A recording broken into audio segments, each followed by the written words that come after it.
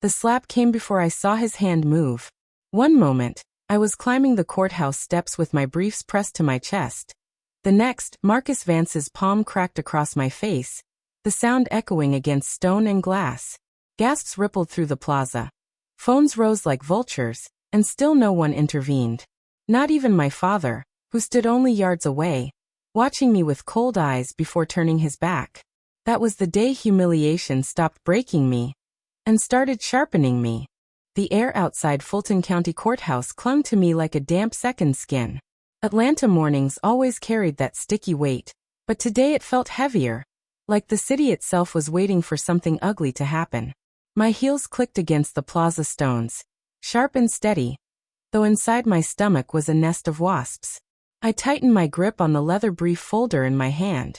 The briefs inside weren't just paper, they were armor. I'd learned early that in my family, paper spoke louder than blood. The crowd was already thick, clerks juggling files, officers in crisp blues, a parade of attorneys, reporters, and gawkers who thrived on courthouse spectacle. I kept my eyes forward, chin high, forcing myself to breathe evenly. I could already hear whispers slithering through the air. My name carried on tongues that only used it when there was trouble. And then I saw him. Marcus Vance. My cousin, my father's golden boy. The man who never met a mirror he didn't admire. His suit was flawless, the kind tailored to hug his arrogance just right. His grin, however, was pure venom. He stepped into my path with theatrical precision, blocking my way like he owned the courthouse steps. "Well, if it isn't Camille Rowan," he drawled, pitching his voice loud enough for half the plaza to hear. "Parading around like you belong here." I froze, every instinct screaming to sidestep, to ignore, to keep walking. But Marcus thrived on witnesses. He wanted an audience, and damn it, he already had one. I felt the ripple of attention as people slowed, their eyes flicking between us. Phones half raised in case this turned into something worth recording. "Move," I said, steady as stone. His grin widened. "Move? No, cousin. You've moved far enough." And then his hand came out of nowhere. A flash, a crack, the sting of his palm against my cheek. The sound echoed against marble and glass, louder than it should have been, silencing the plaza for a beat. My head snapped sideways, hair whipping across my face. Gasps. Whispers. The shuffle of feet retreating just far enough to watch without getting involved. "Filthy," Marcus snarled, his eyes lit with something unholy. "A disgrace to the Rowan name." Before I could react, his other hand clamped around my wrist. In one practiced motion, he snapped a cuff onto me, the cold bite of steel shocking against my skin. My body jolted, muscles flaring, but he yanked the chain tight before I could twist free. The crowd shifted. A dozen phones came fully up now, lenses catching every humiliating second. Clerks stood frozen, officers exchanged glances, but no one stepped forward. Not one. "You think you're untouchable because you read law books and wear heels?" Marcus hissed, his breath hot near my ear. "Not today." I swallowed hard, forcing myself to steady my breathing, to remember the words my mother left me with before she died. "Don't let them see you break." I would not. My vision tunneled for a second, the courthouse looming like a fortress I wasn't allowed to enter. Heat spread up my neck, a mix of rage and shame, but I blinked through it, fixing my face into something unreadable. That's when I saw him. Across the plaza, at the fringe of the crowd, stood my father, Elias Rowan. His tailored gray suit stood out even in this sea of professionals, his posture ramrod straight, as if he were carved from stone. Our eyes met across the distance, and for a heartbeat, something in me reached for him. Surely this time he'd step forward. Surely blood, or decency, or whatever shred of fatherhood still lingered in him would make him stop this madness. But Elias only looked at me, cold, appraising. And then he turned away. Just like that. The world roared in my ears, though the plaza itself had gone eerily quiet. The sting on my cheek burned hotter, but it was nothing compared to the chill hollowing out my chest. My father's silence was worse than Marcus's hand, worse than the cuffs biting into my skin. It was abandonment laid bare for all to see. The whispers rose again, sharper this time, filled with pity and prurient hunger. "She's cuffed. Isn't that Judge Rowan's daughter? God, someone's recording this." Humiliation should have drowned me. But instead something colder, sharper began to rise in its place. A simmering defiance that spread through my limbs, stiffening my spine. Marcus tugged the chain, smug satisfaction etched on his face. Come on, cousin. Time to remind everyone where you belong. I lifted my head, blood buzzing in my ears, and met his eyes without flinching. I remembered my mother's voice again. Softer this time, a memory threaded through grief and strength. Don't let them see you break. And I didn't. I walked down those courthouse steps in cuffs, yes. But I walked with my chin high, already planning the day Marcus would regret ever touching me. The bruise on my cheek had barely faded when memory began pressing in from all sides, unbidden and relentless. Marcus's slap was fresh, but it wasn't born on the courthouse steps. It had been cultivated long before, watered by years of applause that always belonged to him, never to me. I remember the auditorium first. That night smelled of fresh varnish and nervous sweat. Marcus stood at center stage in a tailored suit that seemed to announce itself louder than the microphone. He had just won the Rising Attorney of the Year award, a prize practically gift-wrapped for him by the network of Rowan family connections. My father's voice carried through the rafters, low and thunderous, like gospel. Marcus Vance represents not only the future of our profession, but the honor of our family name. He is proof that discipline and integrity are still alive in this noble calling. The crowd clapped as if on cue, a standing ovation that lasted far too long. I sat 2 rows back, my own nomination for Outstanding Young Litigator swallowed in the program's fine print. My hands clapped along because what else could I do? If I had stopped, I would have been the only one seated in a theater of worshippers. Later that evening, when I dared to approach my father, hoping for one word of acknowledgement, he turned the conversation seamlessly back to Marcus. Take notes from your cousin, Elias told me, his hand firm on my shoulder like a brand. That's how you carry a family legacy. Legacy. The word tasted like ash. Then came the engagement party. Crystal chandeliers glittered above the hotel ballroom, every surface dripping with money. Marcus was celebrated again, this time for securing Jenna Clark's hand. Though everyone knew she was the one securing his reputation with her family's fortune. I arrived in a dark green dress, understated but elegant, hoping at least for civility. Instead, I found myself seated at a small round table tucked beside the kitchen doors, where servers bustled in and out with trays of champagne. My place card had been misspelled, Camille instead of Camille. Across the room, Marcus's name shone in gold leaf calligraphy, his table placed beneath a cascade of white roses. Guests mistook me for staff more than once. One man even handed me his empty glass with a murmured, "Thank you, miss," before vanishing into the glittering crowd. I held that glass a moment longer than necessary, staring at my reflection in its base, before returning it to a tray. The humiliation would have stung less if my father hadn't walked right past my lonely table. He looked at me, paused just long enough to register my existence, and then redirected his entire warmth toward Marcus and Jenna. His toast that night was a sermon cloaked in champagne bubbles. To my nephew, the pride of this family. May your union be as strong as your character. And may you always remember that you carry the Rowan banner higher than anyone else. Not a word about me. Not a glance. I might as well have been a shadow lingering by the door. Later, when the music swelled and laughter spilled like liquor across the dance floor, I slipped into the restroom to gather myself. My reflection glared back at me, eyes bright with tears I refused to shed. And then I remembered the folded scrap of paper tucked into my wallet, the last note my mother ever wrote me before cancer took her. They'll never cheer while you climb. Keep climbing. Her handwriting, slanted and looping, steadied me in a way no applause ever could. It reminded me that invisibility was not the same as defeat, that silence could forge a sharper edge than noise. But oh, how deliberate that silence was. At Christmas gatherings, Marcus's name echoed like a hymn, his every case when dissected over wine and ham while my victories were footnotes never spoken aloud. At Easter brunch, Elias introduced Marcus to colleagues as our future judge, while I stood 10 feet away, already sworn into the bar, ignored like an afterthought. And so, on the courthouse steps, when Marcus slapped me in front of strangers, it wasn't simply an act of violence. It was the culmination of years spent teaching everyone, including me, that I did not matter. That Camille Rowan was nothing but an afterword in the book of family pride. But what they didn't know was this. I had been listening, memorizing, cataloging every dismissal, every sneer, every slight.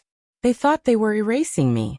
What they were really doing was sharpening me, giving me reason after reason to rise higher than their sightlines. My father once told Marcus, "You are the Rowan pride." I remember those exact words. Not because they wounded me, though they did, but because they clarified something more important. I was never meant to be part of that pride. And if I was never meant to be included, then I was free to build something else. That realization didn't come with applause.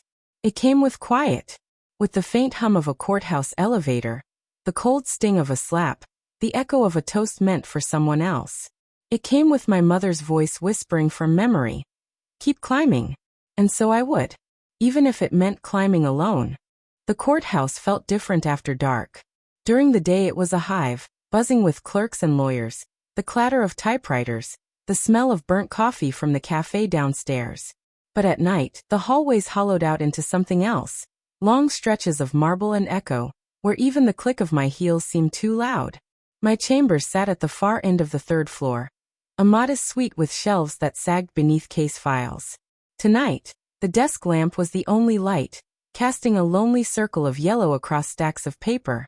I told myself I was staying late to get ahead of tomorrow's docket, but really, I was avoiding silence. Silence had a way of replaying Marcus's hand across my face. I sifted through the latest filings, the familiar rhythm of pages keeping me anchored. That's when I saw it. A signature that should have been familiar, but wasn't. My eyes narrowed. Judge McCleary's approval mark on a property transfer file looked off. The ink bled differently, the flourish too rushed. I pulled the hard copy from the cabinet. My fingers brushed the dust I'd sworn the clerks would never let gather. The two signatures lay side by side, cousins only in name. One authentic, one a child's imitation dressed in authority. My pulse quickened. It wasn't just McCleary's. A second file, then a third, every one tied back to Marcus's cases. Deals pushed through with suspicious ease, approvals granted overnight. Each signature a forgery, brazen and sloppy, as if he'd never imagined anyone would look too closely. I leaned back, pressing my palms flat on the desk. The air in the room thickened with the weight of revelation. For years, Marcus had been my tormentor in whispers and slaps, in my father's favoritism and the family's erasure. But this was different. This wasn't cruelty, it was crime. My throat tightened as I reached for the locked drawer beneath my desk. Inside lay a small stack of files I had hidden years ago, back when I first suspected Marcus was cutting corners. At the time, I hadn't had proof, only instinct and the unease of numbers that didn't quite add up. Still, I'd copied what I could, stored the originals like seeds waiting for the right season. Now as I spread them across the desk, the patterns bloomed. Pages that should have matched no longer did. Stamps misaligned. Notarizations too perfect. Hidden in plain sight, the arrogance of a man who believed family loyalty was stronger than law. My mother's words drifted back unbidden. "They'll never cheer while you climb. Keep climbing." She hadn't known then what Marcus was capable of. But I knew now. And I understood something else, too. This wasn't just about me reclaiming dignity. This was about justice. The thought scared me. Justice was a larger stage than humiliation. And it carried heavier consequences. Going after Marcus meant declaring war. Not just on him but on the web of people who protected him. My father included. I turned off the lamp, letting the room dissolve into shadow. Through the window, Atlanta's skyline glittered, indifferent to my discovery. Each light in the high-rise towers reminded me that corruption didn't live only in whispers or family feuds. It lived in boardrooms, in law firms, in the careless stroke of a pen. I traced one forged signature with my fingertip, feeling its falseness like a bruise. The first crack in Marcus's facade had appeared, and I was holding it in my hands. A knock startled me. Too sharp, too late in the night.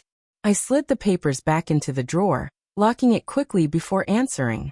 It was only Harold, the janitor, his cart rattling softly beside him. "Long night again, Judge Rowan?" His eyes, kind and lined with years, crinkled at the corners. Something like that, I murmured, forcing a smile. He nodded, moving on. The scent of lemon cleaner trailed after him, a simple, grounding reminder that the world still spun normally for someone. When the hallway was quiet again, I leaned against the closed door. My reflection in the darkened glass of the bookcase looked different. Tighter, more focused, as though the woman staring back had finally seen the battlefield for what it was. For years, I had endured Marcus's cruelty in silence. But silence no longer felt like survival. It felt like surrender. And I wasn't surrendering anymore. The fight had changed. Marcus wasn't just my arrogant cousin, or my father's favorite son-in-law-to-be. He was a criminal. And I had the proof. I gathered the files into a neat stack, tucking them into a locked case beneath my desk. My fingers trembled, not with fear this time, but with the thrill of knowing the ground beneath Marcus Vance had finally begun to crack. And when it gave way, I'd be the one holding the hammer. The glow of my apartment screen was the only light in the room, a harsh square cutting through midnight shadows. Outside, the city had quieted, but inside my veins there was no silence. The forged documents were locked in my office, but my mind kept pulling them forward, turning every line into a weapon I hadn't yet unsheathed. The soft ping of my email pulled me out of thought. At first, I assumed it was another filing notice, some late-night clerk sending attachments. But the subject line froze me. Rowan, confidential memo. No sender name. No signature. Just a PDF attached, waiting like a landmine. My pulse beat in my ears as I opened it. It wasn't Marcus this time. It was worse. The letterhead belonged to the Judicial Oversight Committee. The author was Elias Rowan, my father. I read the words once, then twice, each line cutting deeper than Marcus's slap ever could. Camille Rowan has repeatedly demonstrated instability, emotional volatility, and poor judgment in her professional role. I recommend she be removed from consideration for any leadership appointments within the state judiciary.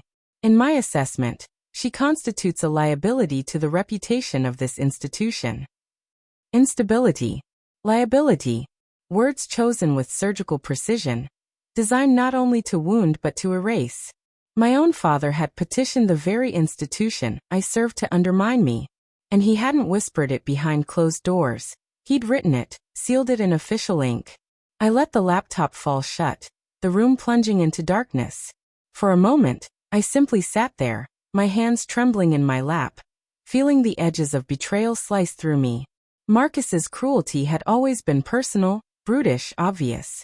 My father's betrayal was colder, deliberate, and written into the permanent record. I thought of the day my mother died, how he had stood stiffly at her graveside, accepting condolences with the face of a man who carried burdens alone. I had believed, for far too long, that his silence toward me was grief carved into stone, that perhaps he didn't know how to speak the language of love after losing her. But now I saw it for what it was, calculation. Elias Rowan had never been silent. He had simply been erasing me with quieter tools. I stood, pacing the length of my apartment. My bare feet against hardwood sounded louder than they should, like gavel strikes in an empty courtroom. Anger swelled, but beneath it was something more dangerous, clarity. I replayed every moment. His refusal to intervene when Marcus cuffed me, his toasts that never included my name, the way he angled his body toward Marcus in every photograph while I was cut off at the edge. It hadn't been thoughtlessness. It had been a campaign. And here, in this midnight memo, was the proof. I poured myself a glass of wine with shaking hands, though it tasted like ash on my tongue. What do you do when the man who raised you calls you unstable to the world? What do you do when the person whose approval you once chased weaponizes the very system you serve? You stop chasing. I opened the laptop again, this time with deliberate steadiness. I read each line of his letter carefully, burning it into memory. If Marcus's forgeries were the first crack, this was the collapse of any illusion that blood could bind me to loyalty. My father wanted me diminished, contained, erased. But paper has two sides. For every memo he sent, I had a growing archive of evidence, documents, signatures, records, that pointed to the rot he refused to see in Marcus. The wine glass shook as I set it down too hard, crimson droplets spotting the papers on my desk. I didn't blot them away. Let the stains stay. They were fitting, marks of a war that had officially begun, written not just in law but in blood. The clock on my wall read 2:14 a.m. I should have tried to sleep, but sleep was impossible. Instead, I found myself pulling out my mother's old note again. The one I had folded so often the creases were soft as fabric. They'll never cheer while you climb. Keep climbing. My throat tightened. Maybe she had known even then what I would face. Maybe she had seen in Elias a man too devoted to appearances to ever stand for me.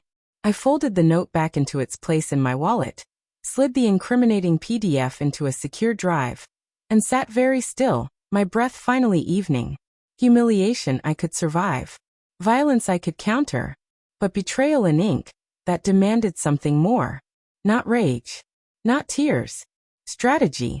The first war was family. The next war would be justice. And I was done fighting with my hands tied. The Courthouse Cafe was never quiet for long. It was a holding pen for caffeine-starved lawyers, clerks swapping gossip, and bailiffs on their first break of the morning. But today, as I stirred my coffee, I noticed her across the room, Jenna Clark, Marcus's fiancée. She wasn't her usual immaculate self.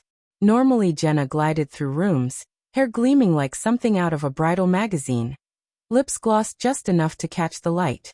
Today her hands trembled around her cup, nails chipped, eyes darting as though she feared someone was listening. She crossed to me, heels faltering just slightly. "Camille," she whispered, sliding into the chair across from mine. "I shouldn't be here." I raised an eyebrow. "Then why are you?" Her throat bobbed as she swallowed. "Because you need to know something. Marcus. He talks about you like you're the enemy. Not just family rivalry, something darker. He says you're watching him, that you'll ruin him if he doesn't ruin you first." I kept my face neutral, but my pulse quickened. "And you?" Her gaze flickered toward the window, avoiding mine. I thought it was just bitterness. But lately it's obsession. He's been meeting people late at night, whispering into phones. He called you a problem that needed to be shut down. The words hung heavy between us. The cafe's chatter seemed to recede, leaving only the thud of my heartbeat. "Why tell me this?" I asked finally. Her fingers twisted in her lap. "Because I can't marry someone who seethes like that. And because," she leaned closer, her perfume faint but trembling on her skin, "I think he's dangerous." Dangerous.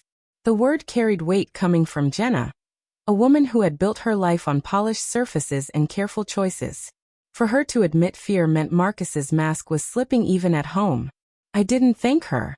Gratitude would only scare her away. Instead I nodded once. "Noted." She stood abruptly, adjusting her blazer like armor. I was never here. And then she was gone, leaving her half-finished latte behind. I stared into my coffee, watching the cream swirl into darker currents. My life had become that, layers of bitterness and warning, impossible to separate cleanly. That evening, I attended what my father insisted was a simple family dinner. The Rowans did nothing simply. The dining room table stretched like a runway, silver polished to a blinding shine, crystal glasses aligned like soldiers. Marcus sat at the head, his smirk in place, Elias to his right. I was positioned halfway down the table, far enough that conversation reached me only when hurled like scraps. The meal began with toasts. Always toasts. To family, Marcus declared, his glass lifted, his gaze sweeping the room before landing squarely on me. May loyalty always triumph over ego. The laughter that followed was polite but pointed. My fork clinked against my plate as I set it down. Their game was obvious. Paint me as the selfish one, the outlier, the threat. But tonight, I had brought something of my own. When the plates were cleared, I reached into my purse and withdrew a small flash drive. Its silver casing caught the chandelier light. Quietly, I set it beside my father's glass. He glanced at it, then at me. His brows furrowed. "What is this?" I leaned in just enough for only him to hear. "Play it at home. Then ask me what happened." His jaw tightened, the muscle flickering like a tremor beneath his skin. He didn't move the drive. Didn't pocket it. Just left it there, a silent dare between us. Marcus chuckled, oblivious to the tension. "Careful, cousin. Secrets burn." I met his eyes and smiled, though it never reached mine. Only the guilty ones. The table buzzed on with conversation, but my father's hand never strayed far from that drive. I watched him as he tried to mask his discomfort, sipping his wine slower than usual, his laughter just a beat too late. For the first time in a long time, I felt control shift. Not in a thunderclap, but in a whisper. Quiet, deliberate, strategic. Walking out of that dinner, the night air pressed humid against my skin. Behind me, I knew Marcus would be laughing, Elias would be brooding, and whispers would continue to coil around my name. But for once I wasn't reacting. I was dictating. Jenna's warning had landed like a stone in still water. My flash drive was the ripple.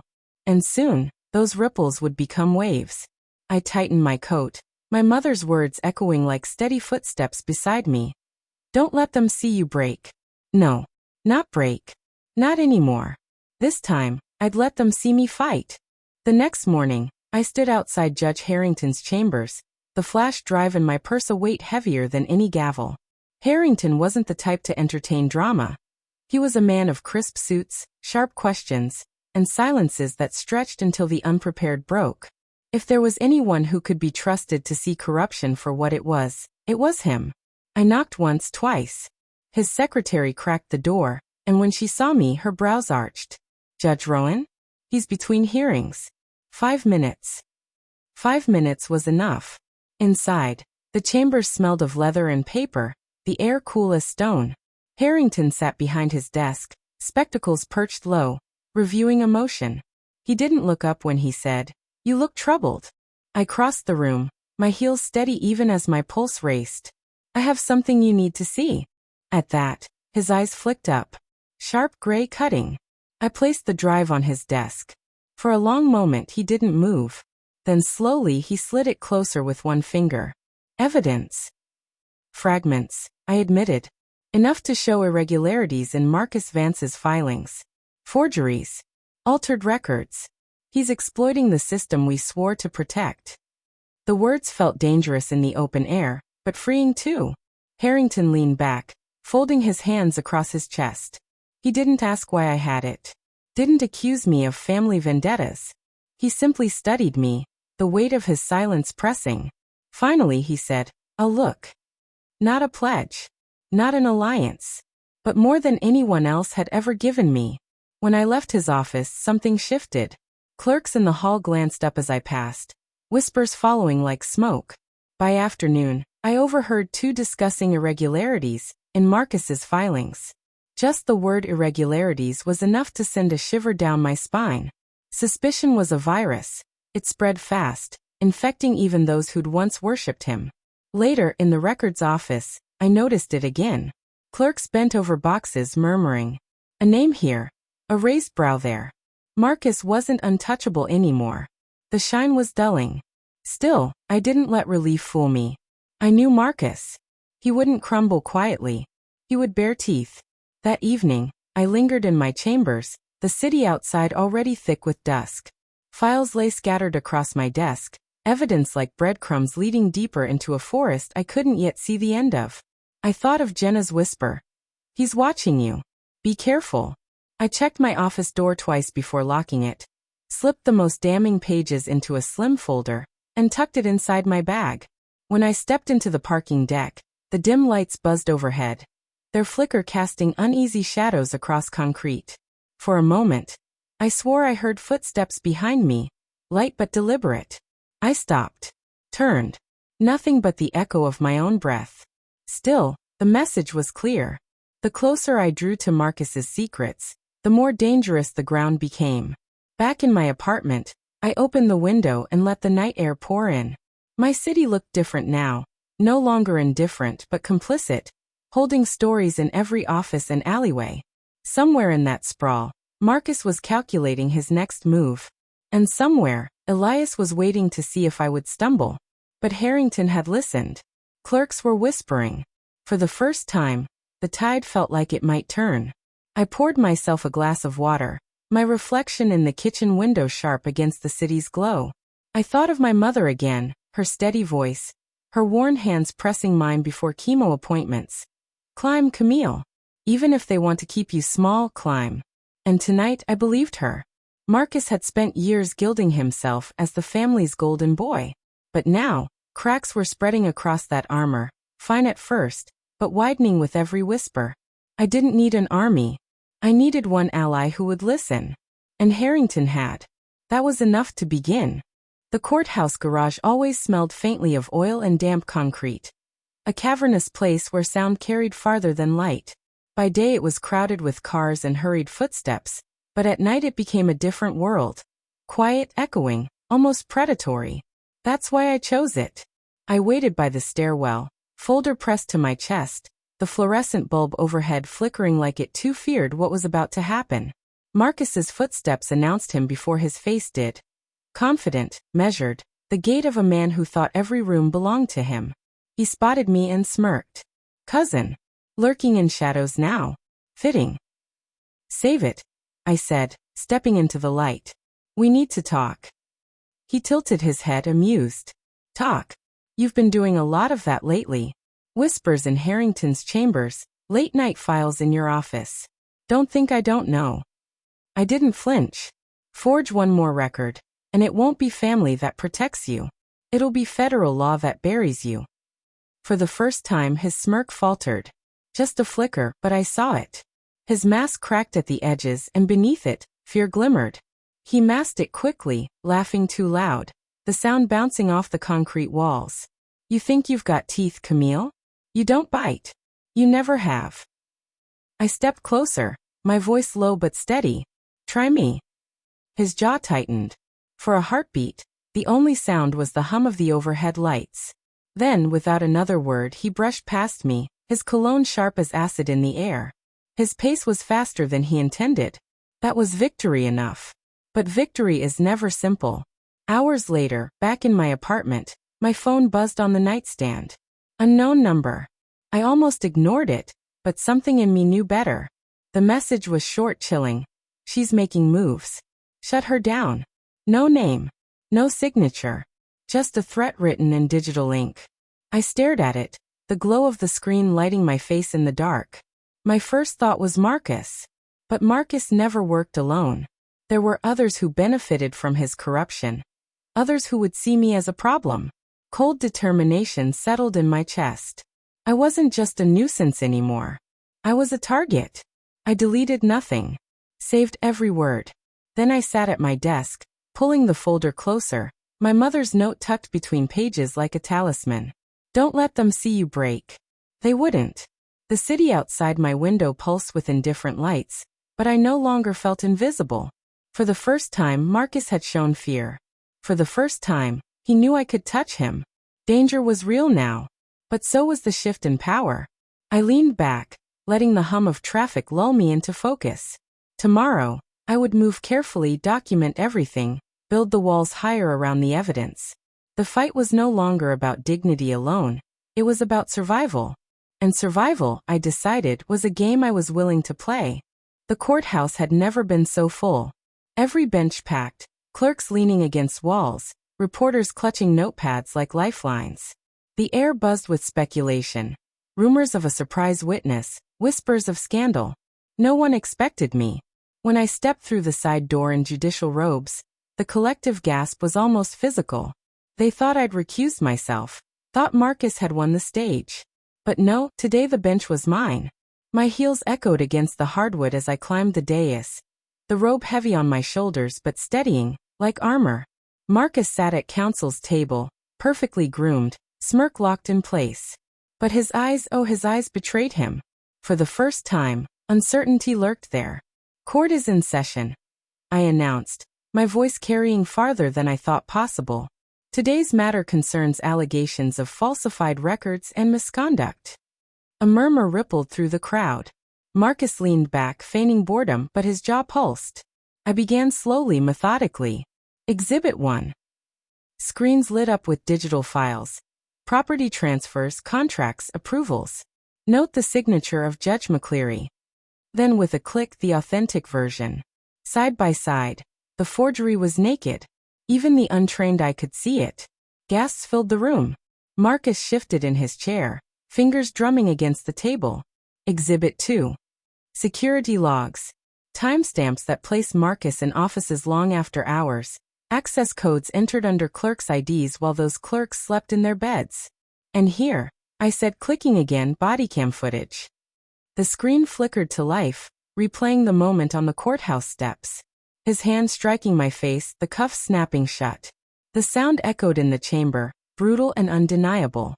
The audience erupted, gasping, whispering, phones snapping photos of the screen. Marcus lurched to his feet. "This is outrageous." "Sit down," I said, the command sharp as a blade. The bailiff stepped forward, hand on holster. Marcus hesitated, then dropped back into his chair, fury radiating off him. "Exhibit 3. I continued, voice calm. A recording played, his own voice dripping with arrogance, plotting with associates. "She's a liability. Shut her down before she ruins everything." The words hung heavy in the air, impossible to retract. Silence followed. Thick, suffocating silence. Then, from somewhere in the back, a low murmur, "He's finished." The tide turned in that instant. The golden boy's shine dulled under fluorescent truth. His shoulders sagged, his mask shattered. I didn't gloat. I didn't raise my voice. I let the evidence speak. This court recognizes that no one, regardless of name or legacy, is above the law. I said finally, my gaze steady on Marcus. Not even family. Reporters scribbled furiously, flashes puncturing the chamber like lightning. Clerks exchanged wide-eyed glances. The crowd was alive with the crackle of history shifting. And I, calm, composed, sat behind the bench, no longer invisible. When I adjourned, the gavel's strike reverberated like thunder. The room exploded in chatter, but all I felt was quiet. Triumph, yes, but laced with restraint. I hadn't screamed, hadn't begged for recognition. The truth had been enough.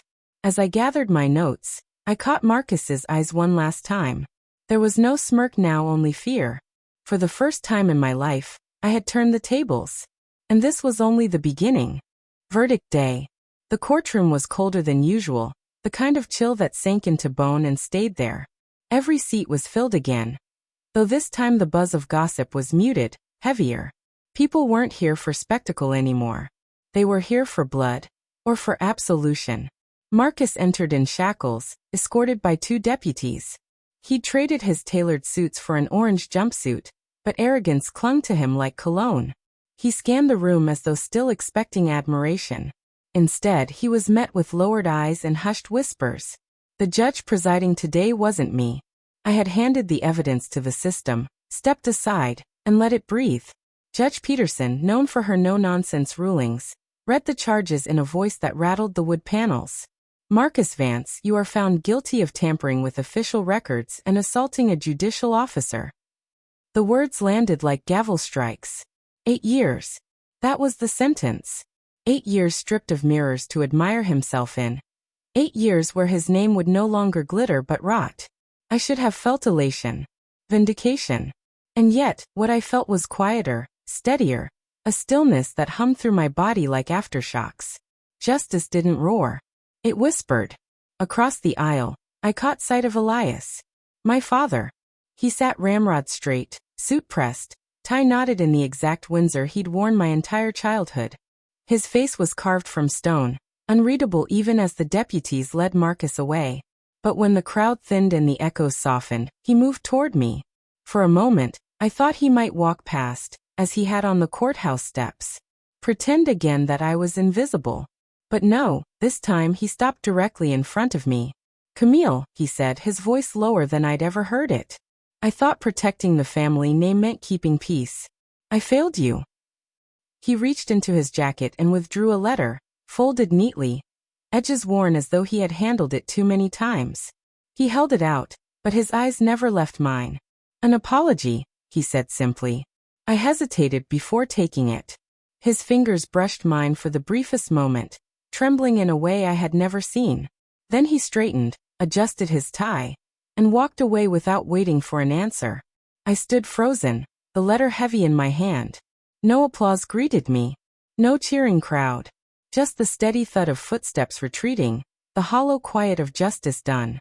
Outside, reporters swarmed with questions. "What do you think of the sentence? Do you forgive him? What about your father's statement?" but I brushed past them. Their hunger wasn't mine to feed. I walked down the courthouse steps alone. The same steps where Marcus once cuffed me, where my father once turned away. The air was warmer today, sunlight pooling across the plaza, but I carried the memory of that slap, that silence. Justice had been served, but justice wasn't applause. It was clarity. Clarity that Marcus was guilty. Clarity that my father had betrayed me, then offered words too late to undo the wound. Clarity that I didn't need their validation anymore. I slipped the letter into my bag, unsure if I would ever read it. Maybe one day. Maybe never. As I crossed the street, I remembered my mother again, her soft warning. They'll never cheer while you climb. She'd been right. No one cheered as I walked away from the courthouse. But I climbed anyway. And that was enough. Months passed, but the courthouse air still carried my name in whispers. Not scandal anymore. Something different. Curiosity. Respect. Suspicion. It didn't matter which, because I'd stopped feeding off their voices. Instead, I stood at the front of a lecture hall at Emory Law, facing rows of wide-eyed students scribbling notes, as though my every word were precedent. The lights were too bright, the air conditioner too loud, but I spoke anyway. Integrity, I said, letting the word hang. It isn't something you write into filings. It isn't something you wear like a robe or a last name. It's what you hold to when no one is clapping. When everyone doubts you. When standing straight means standing alone. Pens scratched. A few heads nodded.